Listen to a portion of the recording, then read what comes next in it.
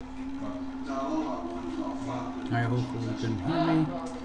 This is my Yu-Gi-Oh deck power level chart. I'm still working on it, do some of the extra stuff, test it out against, you know, top tier decks that top. Check out their power, see what power level they are, to see if that determines why they won. But this is just more for fun than anything. But it is a good way of giving you an idea how strong your deck might be or is, based off of how many points it is. The goal is to get at least 100 points. If you have 100 points, you have a pretty good deck. Anything higher than that, obviously you have a really good deck. So I'm gonna go through the list.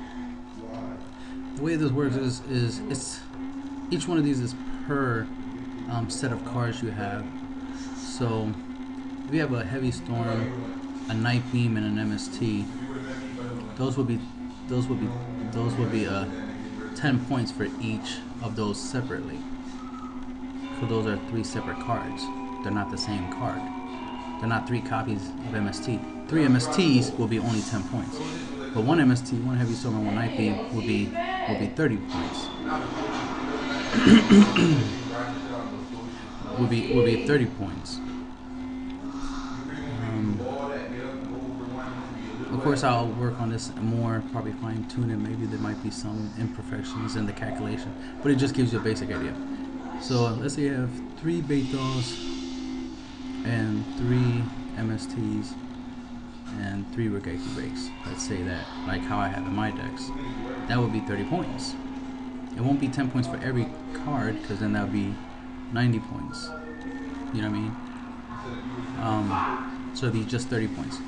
If I have an OTK in the deck, or a win condition, like an OTK, FTK, Exodia, deck him out, point it out, you know, stuff like that. Final countdown, so on and so on. If I have a win condition, that's 30 points automatically, because the goal of YUGIOH is to win. So obviously a win condition will be higher points. Anything else would be just basic stuff, you know, like an MST, you know, like 3 MSTs in a deck will give you just 10 points, you know, because it's generically good, right? So 30 points for every win condition. So if you have 2 OTKs in your deck, that's 60 points automatically. If you have spell negation, like you have Notoria Beast and Shien, Magic Jammer, Dark Bribe, you know, if you have stuff like that, you add 10 points for every set of cards, or just the card itself. You know, like, you know, you have one Notoria Beast, that's 10 points. But if you have 3 Notoria Beasts, still 10 points. But if you have a Notoria Beast, like let's say you have 3 Notoria Beasts and 1 Shien, that's 20 points, because it's 10 for the Notoria Beast and 10 for the Shien. So you get the idea. It's not 10 for every copy of what you have. So it's not going to be 30 points for 3 Notoria Beasts. Same goes for trap negation, like, you know, Notoria Barkion negates traps, World Decree, trap stun, 7 tools, stuff like that, 10 points. If you have at least one of these cards, like one Magic Jammer, 1 7 tools, you get 20 points. You know, it's 10 for the Magic Jammer and 10 for the 7 tools. If you have a Dark Bribe and Magic Jammer, it's 10-10, so that's 20 points. You get the idea. Effect negation, Veiler, Fiendish Chain, Breakthrough Skill, Skill Drain, even Light and Shadow Imprisoning, so on and so on. You get the idea. Even monsters that have the ability to negate effects, other than Veiler, of course. 10 points for every type of card you negate effects with.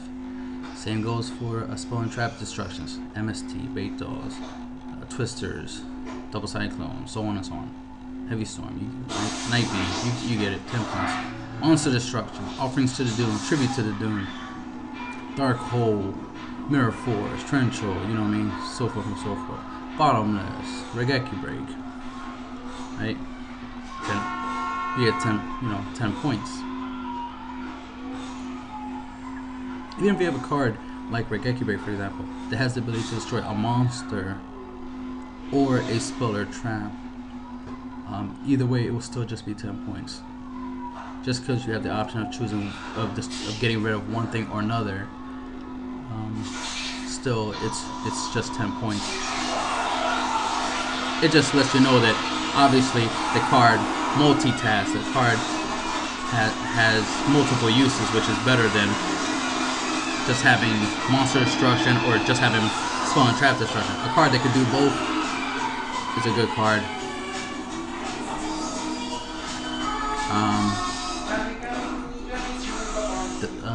Defensive cards. Red Screen, Wabaku, Threatening Roar. Even Phoenix Chain, would count as a defensive card.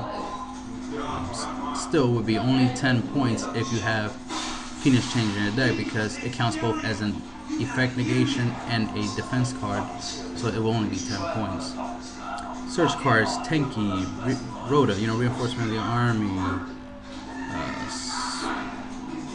Book of Secrets, so on and so on. Searching. And these are cards that search. Even monsters that search. Draw a card. Card D, Pedigree, Graceful, stuff like that. Hand destruction, card destruction. Cards just in general have the ability to draw. Even Duality can be considered either a search card or a draw card, whichever way you want to look at it. And this is just something more for fun than anything, but I do like it as a potential way of helping balance out your decks to see if you have everything you pretty much would need.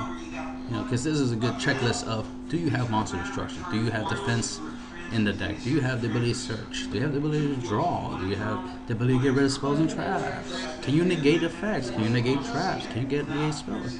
Do you even have a win condition? Do you have a plan, a strategy to win? So this pretty much is kind of like a checklist in the form of points to give you a power level. Imagine somebody's deck is over 9,000. That would be crazy. Woo, man, that'd be a crazy deck. I would like to see that. That would be interesting. If a deck can literally have over 9,000 power level according to this chart system. Alright, and hope you like this. It's more for fun than anything. I would be interested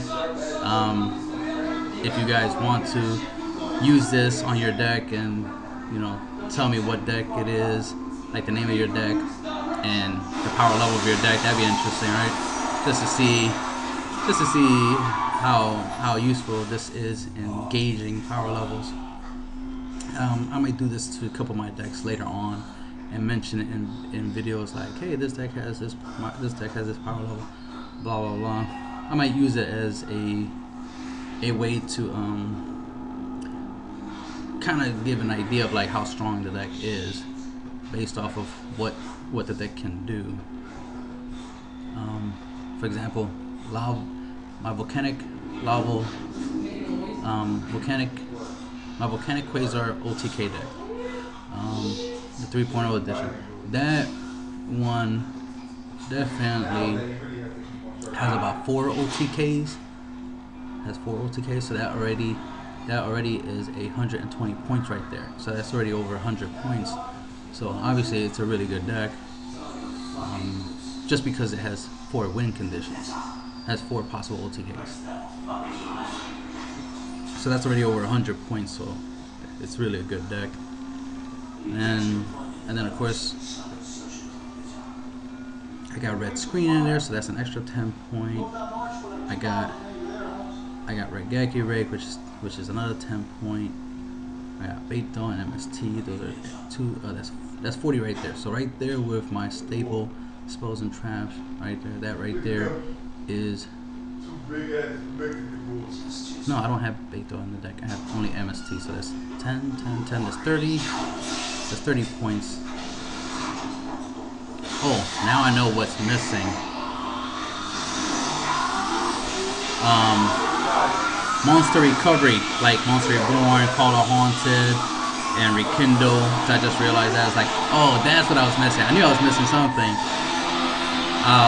Of course, I'll update this chart, make it better, and, you know, update it, make a new video. But for now, this is fun. It'll be 10 points for Monster Reborn or something like that, or Call of Haunted. Since I have Rekindled the deck, that's an extra 10 points, so that's 40 added to the 120, that's 160.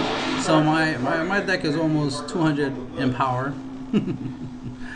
Alright, that's the end.